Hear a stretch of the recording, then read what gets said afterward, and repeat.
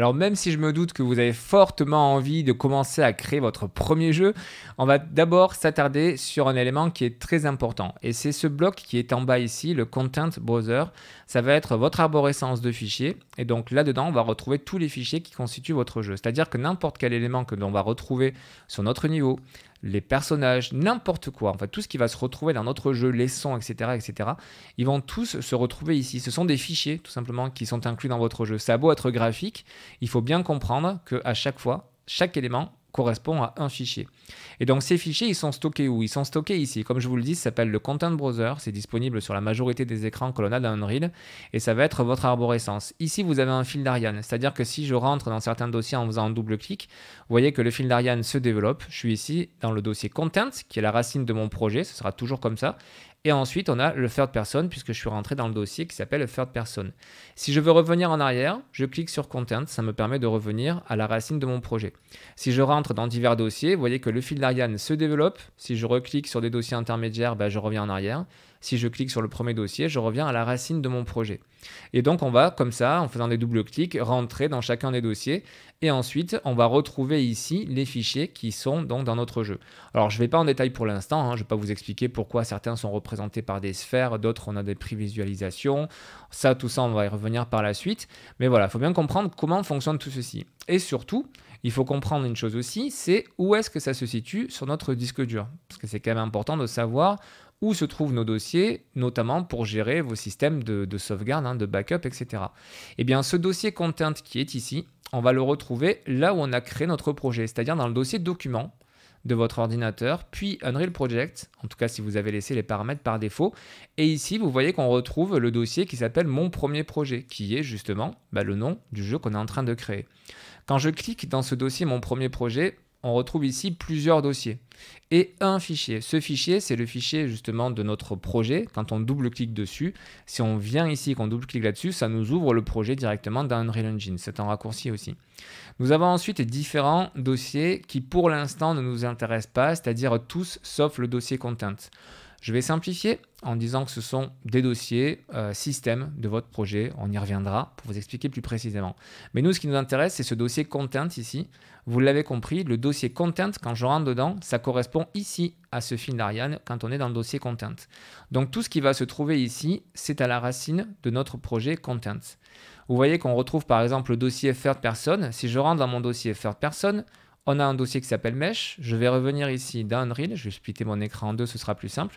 Donc je viens ici dans Unreal, je rentre dans mon dossier de third person, j'ai mon dossier Mesh que je retrouve ici.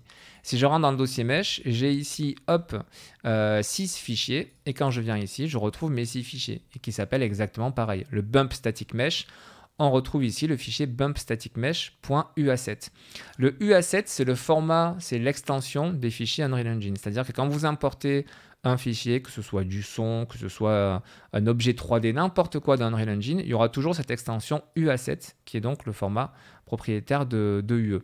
Si vous supprimez un fichier ici, ça va le supprimer directement dans votre jeu. Si vous supprimez un fichier dans votre jeu, ça va également le supprimer automatiquement ici, puisque c'est exactement la même chose.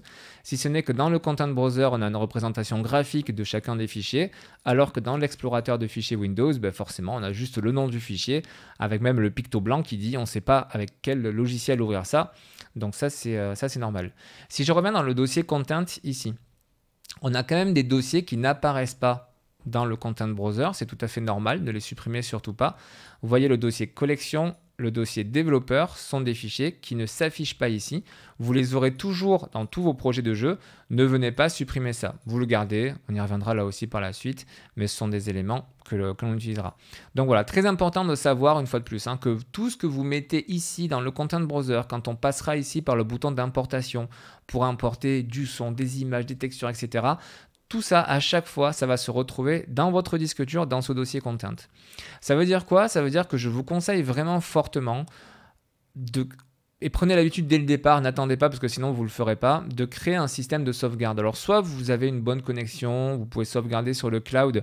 C'est personnellement ce que je fais en général sur les projets importants. Je mets tout sur la Dropbox de façon à pouvoir stocker dans ma Dropbox tous mes dossiers, de façon à ce que si mon disque dur crame, pas de souci. J'ai toujours mon projet à quelque part qui est sauvegardé. Donc vous avez Dropbox, vous avez les solutions de Google, Drive, vous avez plein d'autres solutions sur, Drive, sur le net qui existent pour le cloud.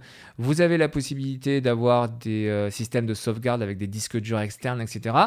Bon là, vous commencez à vous former, on va travailler sur de tout petits projets, c'est pas grave. Mais dès que vous commencez à travailler sur des jeux un petit peu plus conséquents, où vous allez passer des heures et des heures dessus, pensez vraiment à mettre un système de backup de façon à vraiment être sûr de ce que vous êtes en train de faire. Et surtout, en cas de problème, voilà, que vous puissiez revenir sur vos dossiers. Je vous dis ça parce que j'ai vu plusieurs fois au sein de la communauté des personnes qui, après plusieurs jours ou semaines, perdent leur projet. Et bien souvent, malheureusement, ça enchaîne sur l'annulation de leur jeu, ce qui est quand même assez dommage. Donc voilà ce que je pouvais vous dire sur vos projets. Quand on revient ici à la racine vraiment du projet, c'est-à-dire dans le dossier Mon premier projet, dans le dossier document de notre ordinateur, on a donc le dossier config dans lequel on va retrouver des fichiers de configuration de notre projet et d'Unreal Engine. Le dossier content, donc on a vu ce que c'était. Et ensuite, même chose, le derive data cache, l'intermediate, ce sont des dossiers que je vais appeler système pour l'instant, pour simplifier, d'Unreal Engine. Et vous avez celui-ci qui va pas mal vous servir, le saved, dans lequel vous allez retrouver toutes vos sauvegardes automatiques. Vous allez retrouver vos sauvegardes tout court. Vous allez retrouver notamment les logs. Ça va servir quand vous allez avoir des soucis avec votre projet, quand vous allez avoir des bugs, etc. Vous allez retrouver ici dans les logs plein d'informations qui sont intéressantes. Vous avez les configurations aussi. Donc là, pareil, quand vous allez manipuler, ça sera vraiment dans un deuxième temps, ça va pas être au tout début, mais quand vous allez manipuler justement la configuration de votre projet par rapport à ce que vous souhaitez faire avec, est-ce que c'est de la VR, est-ce que c'est pas de la VR, pour quelle plateforme c'est, etc. Vous allez passer notamment par ces fichiers. Ce sont des choses que vous pouvez directement éditer dans Unreal Engine ici, et quand vous allez sauvegarder, il faut juste savoir que ça va venir voilà, dans ces divers dossiers, vous allez faire ça. Quand vous allez prendre des captures d'écran aussi de votre jeu, parce que dans Unreal, on peut prendre des captures d'écran de notre viewport ici, ce qu'on appelle le viewport, ça va créer un dossier. Dans ce dossier saved, ça va créer donc un dossier screenshots dans lequel vous allez retrouver toutes vos captures d'écran. Donc voilà ce que je pouvais vous dire, hein, c'est basique, mais c'est très important de savoir où ça se trouve. Donc tous les fichiers de votre jeu vont se retrouver là. Si vous souhaitez faire une sauvegarde, il suffit de venir ici, vous prenez votre dossier, mon premier projet, et vous le copiez ailleurs si vous le souhaitez. Vous faites vos sauvegardes comme vous le souhaitez de façon plus ou moins optimisée. Mais voilà, tout ce qui est ici est bon. Dernière chose par rapport aux fichiers, il faut savoir que Unreal Engine est disponible tant pour PC que pour Mac et que vous n'avez pas besoin de convertir quoi que ce soit. Si je prends mon dossier premier projet ici, que je le copie sur un Mac et que je l'ouvre sur Mac, je n'aurai rien à faire. Ça va ouvrir mon projet tel que je l'ai fermé la dernière fois sur PC. Il n'y a pas de conversion, c'est tout se fait automatiquement. Et donc ça, c'est vraiment également super intéressant. D'où l'intérêt de savoir toujours où vous mettez vos fichiers. Ce que je vous conseille aussi, c'est toujours en parallèle de votre dossier, donc là qui se crée automatiquement dans le dossier Unreal Project, c'est de créer un autre dossier dans lequel vous allez mettre tous les fichiers que vous allez télécharger pour votre jeu. C'est-à-dire que si vous allez prendre sur Internet ou si vous enregistrez par exemple vous-même un son, une fois que vous allez importer votre son dans votre projet, ce son il va passer au format UA7. Donc plutôt que de supprimer la source que vous aurez mise par exemple sur votre bureau, plutôt que de supprimer votre source, non, supprimez pas la source, vous créez un dossier qui porte le nom de votre jeu.